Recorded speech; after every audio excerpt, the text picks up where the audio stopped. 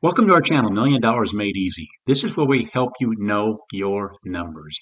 I love to see different scenarios that I see on different financial channels. This is one I saw that somebody asked the question. I'm 45 with $200,000 saved. Am I on track to retire at age 65? He gave a few more specifics. He said his expected expenses are $4,000 a month. He earns $50,000 a year. He has an employee match of 3%. With that match, he can save about 10% or $400 a month. So again, 20 years from now, saving $400 a month, where might he be? Now, if you go to a lot of channels, there are a lot of explanations. What people do is they go ahead and run it at, say, for example, an 8% return, which would be on this $400 a month. After 20 years, you'd have $1.151 million. What's that going to do for you? Well, what I actually do and what we do on this channel is we actually use the numbers for the S&P 500 for the last 100 years. We project what similar returns might do for you in the future. We don't just look at 8%. So let's go ahead and go back to this right here.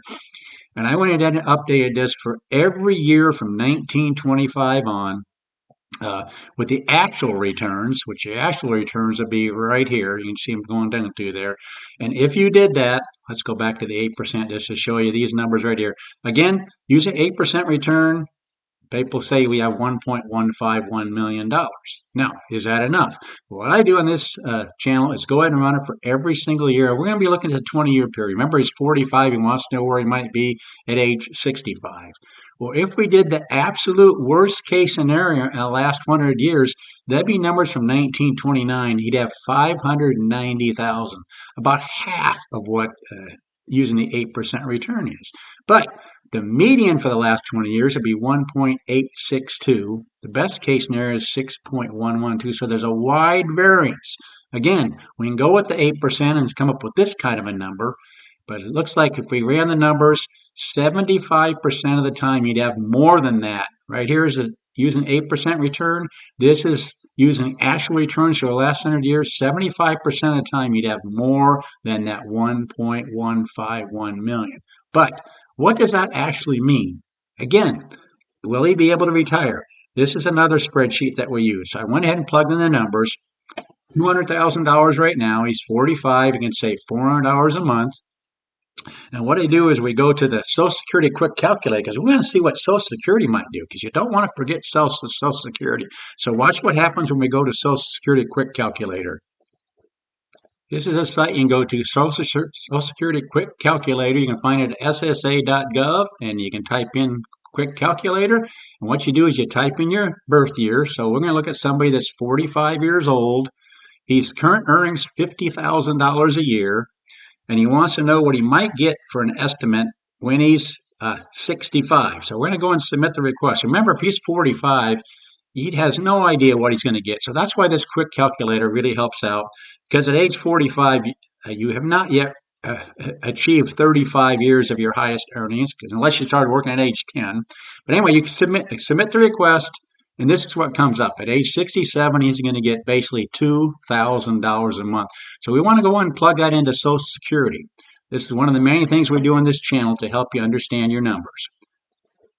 So we've plugged in the $2,000 he's going to get from Social Security. Now, there's a lot on this spreadsheet. I want to just point out a couple of things because oftentimes people say don't use numbers from 1929.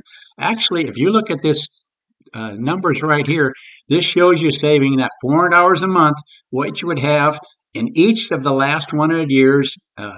In the worst case scenario, these are the numbers you'd have after these time periods. I want you to notice a lot of these worst case scenarios were back during the Depression years. But look at this. The worst 8-year period in the last 100 years would be actually 2001. From 2001 to 2000, right here through 2008, that actually ended up being the worst 8-year period in the last 100 years. The worst 9-year period was actually using numbers from 2000, and the worst 10-year period would be from 1999 to 2008.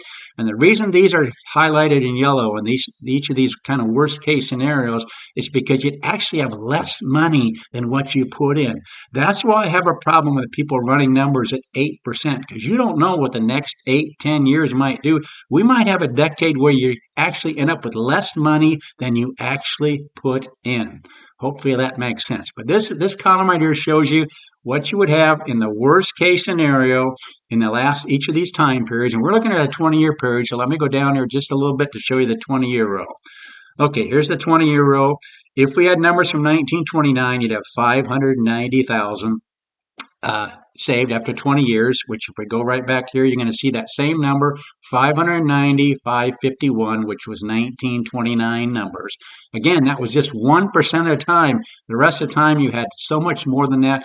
75% of the time, you have more than what you run it at 8%. So I really don't like it when people just say 8% return and then run the numbers. I want to look at actual numbers, what's actually happened. But let's go back to here and see what else we can learn from this. This is the worst case scenario in the last 100 years. The second worst is you'd have 729,000. And I like to use this column right here because this shows you what you would have 90% of the time. And 10% of the time you'd have this amount or less. 90% you'd have these amounts or more. So after 20 years, you'd have at least 935,000.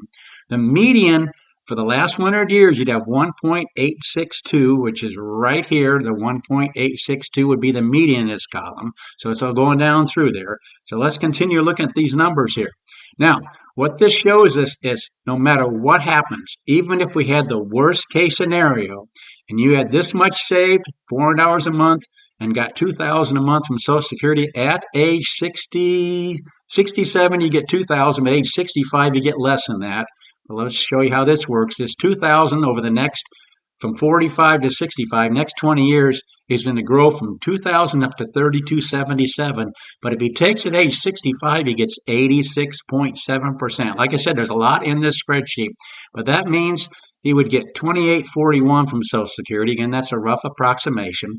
This $4,000 that he figures he needs in today's dollars, with over the next 20 years from age 45 to 65, with a 3% inflation rate, he's going to need $7,224 for his expenses. He's going to get this from Social Security, and he's going to need this from his nest egg. So when if he retires, he starts taking out that $4,383 from this amount right here, his money would last. So I want to show him these numbers. This is the worst case scenario, is that money would last. Now, let's see if you want to retire a little bit earlier. How about age 64? Money would still last. Age 63 still would last. Age 62, finally, in the worst case scenarios, money would run out at age 92. That's 17 years from now. The whole point I'm trying to show you is it looks like he's going to be in great shape. Why? Because he's got this $200,000 working for him for the next 20 years. If he can save that $400 a month, now if he can only save $300 a month, this will show you some of the variances here. That's when it starts changing. Maybe you can save $250 a month. Even saving $250 a month, his money's going to last 90% of the time. Let's look at 95% of the time. Meaning it's 5% of the time, but even then, 95% of the time, his money's going to last just saving $250 a month. That's because of this right here. This $200,000 is so good. Again, if you go by this 8% kind of stuff, you'd have 1.151 million, but what kind of money would that be worth? What kind of buying power would that have? Would you have enough? If we actually take into account Social Security, now if he doesn't get as much from Social Security, say he gets $1,500, just to show you how some of these numbers work. If he was getting $1,500 a month from Social Security instead of $2,000 at age, these are the two time periods he'd be running out of money at age 70, age 76, the worst case scenario, age 87, the second worst. But 95% of the time, your money would last, even just getting $1,500 a month, saving just $250 a month. I've shown you a lot of numbers here, but I just want to show you, given the numbers that he gave us, which would be $2,000 a month, Social Security at age 67, if I can get this to click here, and $400 a month, there's no scenario where he runs out of money if he goes at age 65. The money lasts even in the worst case scenario. But I just love running numbers for people because otherwise you have no idea what these numbers might show. Am I on track? I don't know. If this are his expected expenses, if he's making $50,000 a year, he basically wants that at retirement. We account for inflation like we did right here. That $4,000 going to need $7,200, but Social Security is going to grow. He's only going to get 86.6% of that if he goes at 65. But anyway, all these numbers show you he's going to be in just fine shape. Or if you start looking at these kind of numbers, it sounds like a lot of money, 1.151, but what kind of money would that be 20 years from now if you're using taking into account inflation? But again, we do that right here. Please consider subscribing to this channel. Please let people know about this channel. We just love to run numbers for people to give them some idea. Otherwise, you just look at this and go, I have no idea. And if you just run the standard 8%, even that doesn't really help you much. But that's what we do on this channel. We run numbers for people, create spreadsheets. Please consider subscribing. We love to keep this channel going. Please let people know about this channel. And feel free to give me questions in the comment section. I'll go ahead and run your numbers and help you seek some of the answers to some of these questions using actual returns from the last 100 years. Please like the video, and thanks so much for watching.